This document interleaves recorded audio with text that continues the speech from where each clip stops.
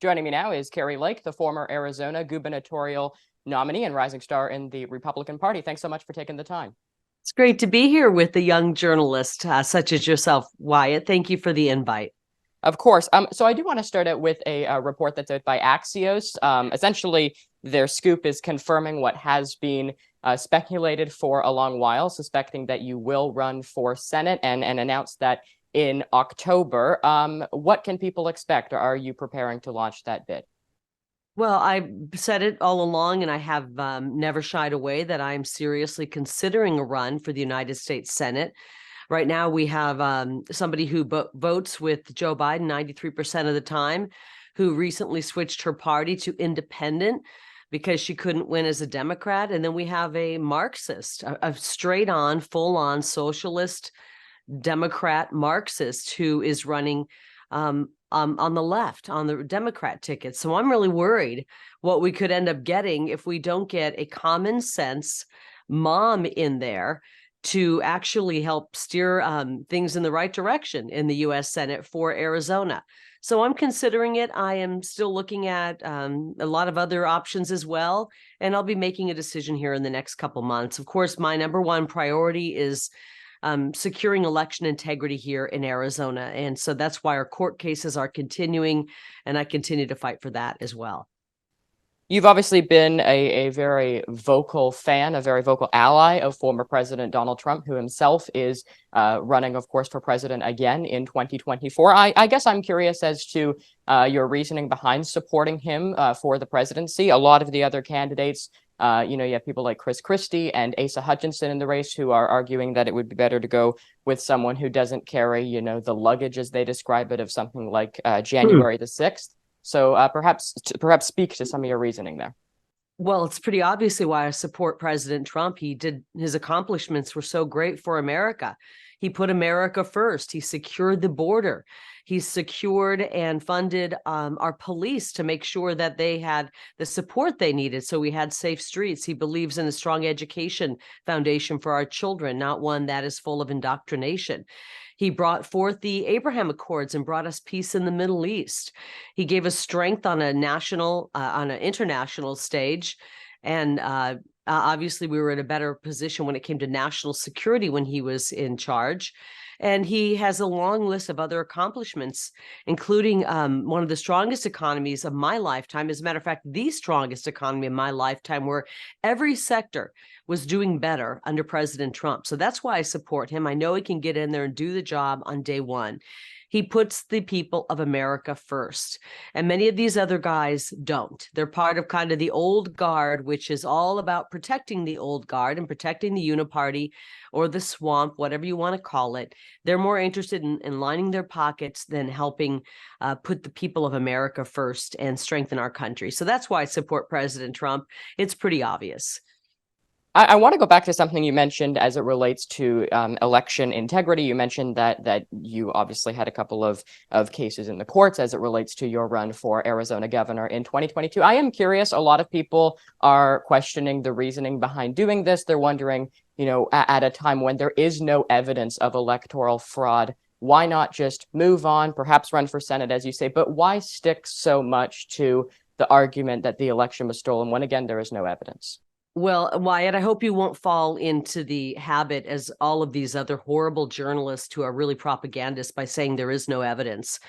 What a journalist's job to do is to actually dig in and take a look. And there is plenty of evidence. There's a mountain of evidence. Just because a judge hasn't ruled in our favor doesn't mean there's no evidence. And guess where the evidence comes from?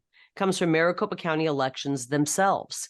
So we have a mountain of evidence. We have not had a courageous judge willing to rule in our favor. There's a saying, you can bring evidence to, so you can bring a mountain of evidence to somebody, but you can't force an idiot to look at evidence. And we've got a lot of idiots in the media who won't do their job and actually dig into and look at the evidence. We have evidence showing that they intentionally did not do a proper certification of the machines.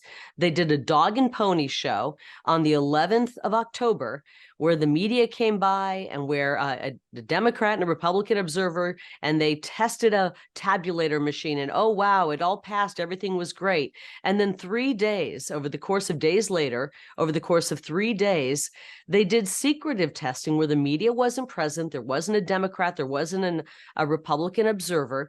They broke the seals on tabulator machines. They took out the memory cards, put in new memory cards, and then tested those machines where 59% of them failed. And then they took those failing machines and rolled them out into Republican voting centers on election day so that they would intentionally fail. They printed the wrong image on the ballot. They had 4 and 5 and 6 hour lines. We now know that they didn't use approved software for the entirety of the Maricopa County elections. They had 298,000 ballots, mail-in ballots with absolutely zero chain of custody. Those are invalid ballots. They shouldn't have been counted. The list goes on and on and on. This is hard evidence. It comes from Maricopa County itself. And I can't help it if you haven't taken a look at it. You'll have to do your job as a journalist and do that. So I don't want to, I guess, as I said, I don't want to stick too much on this issue in the limited time we have, but I do just want to ask you too, because there have been independent reviews that have been completed that found that some of these issues with Maricopa County that you are talking about is not necessarily directly tied to voter fraud. And I will just point out that they did mention that there were printers at 70 of the 223 voting locations in Maricopa County that produced various formatting marks on some of the ballots that were essentially too light to be tabulated. But these independent fact checks, these independent reviews, they have pointed out that it is not tied to electoral fraud. So if you do, yeah, I know what you're talking about. It's called the McGregor report, correct? Correct. Yeah. But if, okay. That was Maricopa County, the criminals who rigged this election, doing their own internal investigation. We're going to do an independent investigation. Yeah, right. Give me a break. They didn't even contact the printer company to find out what was going on. And yet they slandered the printer company. And I expect a very large lawsuit coming in very soon. That was a bogus cover-up report to try to cover their butts because they know they've been caught rigging elections, and the people of Arizona are onto it. So they did their own investigation. Isn't it nice? Wouldn't you like to investigate yourself? When you investigate yourself, it's probably not going to be very independent. So perhaps I moving on from this issue, obviously, I'm sure the conversation could go on and we could touch on numerous other aspects of it as well. But as we look at the 2024 campaign, whether it be for the presidency, whether it be for the U.S. Senate, do you think it is time? I mean, I understand what you're saying. I understand about the claims of electoral fraud and you and President Trump who have made these claims.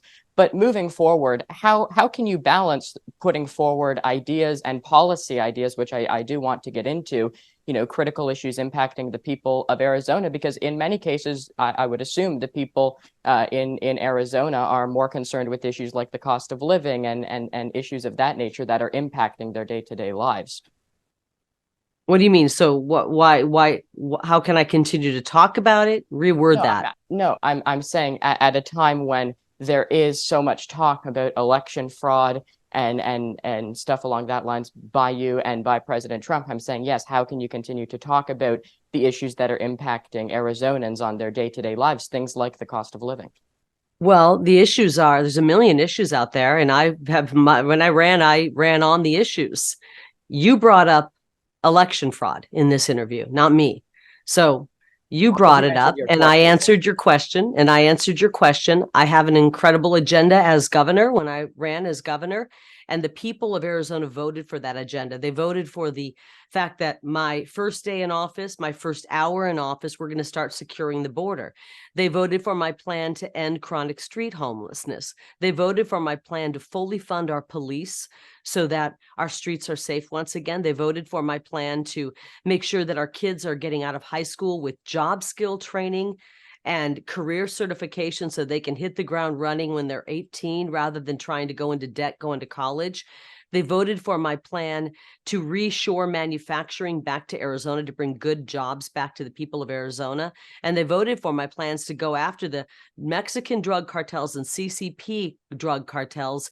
Okay, we'll leave our conversation there. Kari Lake, thanks so much for your time. Thank you, Wyatt. I appreciate your time. You were great.